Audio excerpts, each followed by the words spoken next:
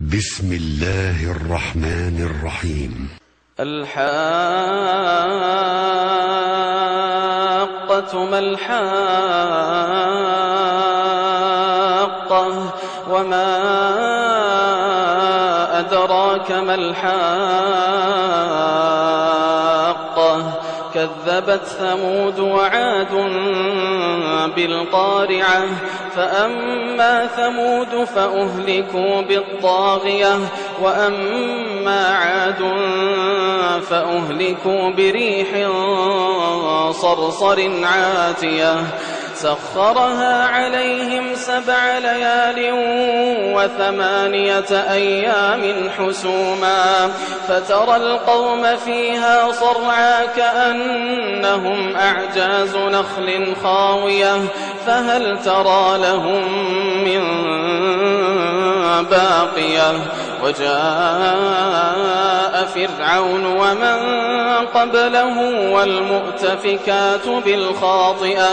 فعصوا رسول ربهم فأخذهم أخذة رابية إنا لما طغى الماء حملناكم في الجارية لنجعلها لكم تذكرة وتعيها أذن واعية فإذا نفخ في الصور نفخة واحدة وحملت الأرض والجبال فدكتا دكة واحدة فيومئذ وقعت الواقعة وانشقت السماء فهي يومئذ واهية والملك على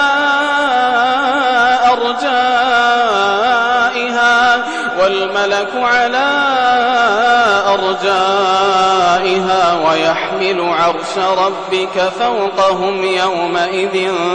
8 يومئذ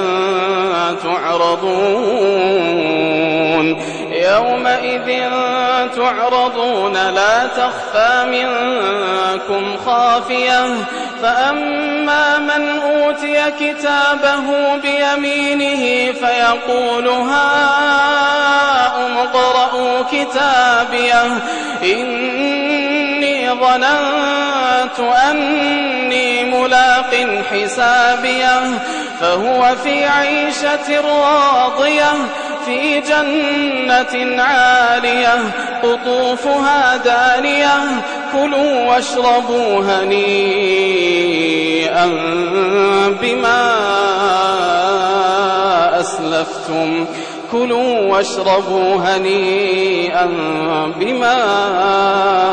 أسلفتم في الأيام الخالية وأما من أوتي كتابه بشماله فيقول يا ليتني لم أوت كتابيه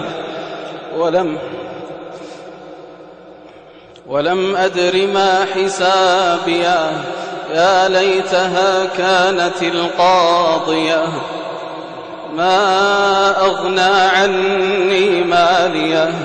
هلك عني سلطانيه خذوه فغلوه ثم الجحيم صلوه ثم في سلسلة ذرعها 70 ذراعا فاسلكوه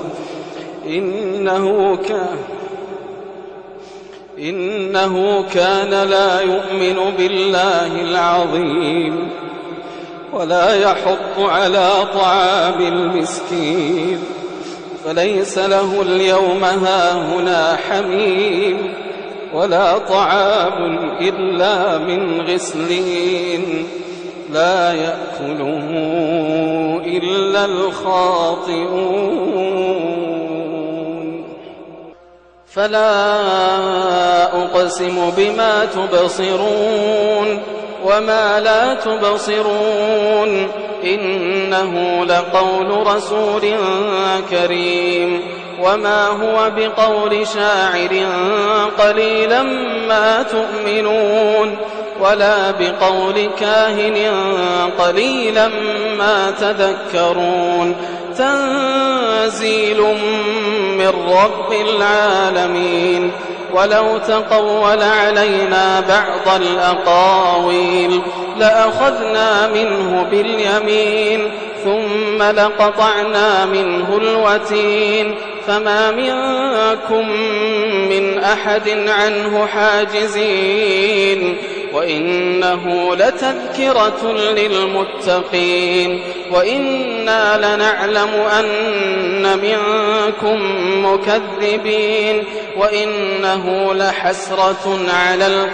الكافرين وإنه لحق اليقين. فسبح باسم ربك العظيم.